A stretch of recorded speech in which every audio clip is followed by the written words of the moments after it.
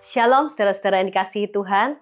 Ayat renungan kita hari ini diambil dari 1 Raja-Raja pasal 14 ayat yang ke-13 yang bunyinya, seluruh Israel akan meratapi dia dan menguburkan dia, sebab hanya dialah daripada keluarga Yerobeam yang akan mendapat kubur.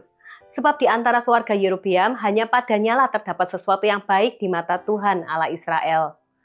Nama anak Yerobeam ini tidak tercatat.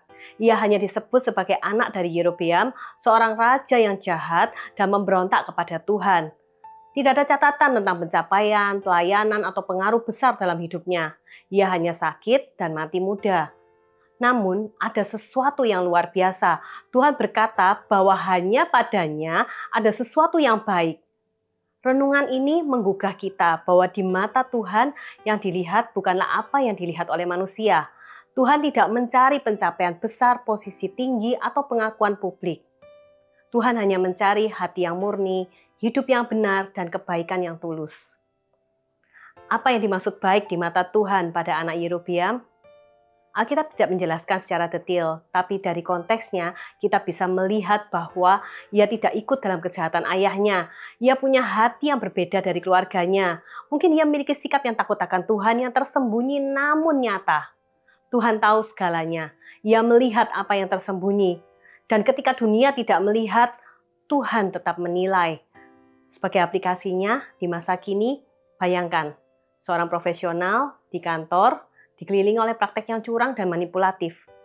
Tapi dia tidak ikut, ia tetap jujur, tidak mencolok, tidak populer, tapi hatinya benar di hadapan Tuhan. Itulah sesuatu yang baik yang dikenan oleh Tuhan.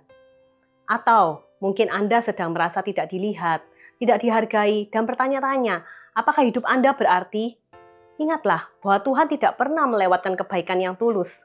Tuhan menghargai air mata Anda saat Anda memilih taat meskipun sulit. Mari kita renungkan bersama. Jika Tuhan melihat ke dalam hati saya hari ini, apa yang Ia akan dapati?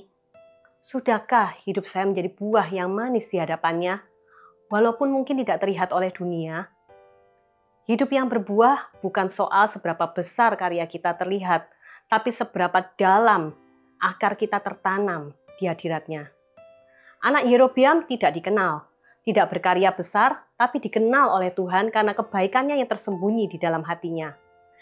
Ia tidak menorehkan sejarah di mata manusia, tapi menyentuh hati Allah.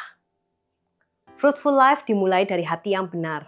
Dunia mungkin tak pernah memberi penghargaan atas kasih-Mu yang tulus, kesetiaan-Mu dalam hal yang kecil, atau air mata-Mu saat berdoa. Tapi ingatlah, Tuhan memperhitungkan semuanya.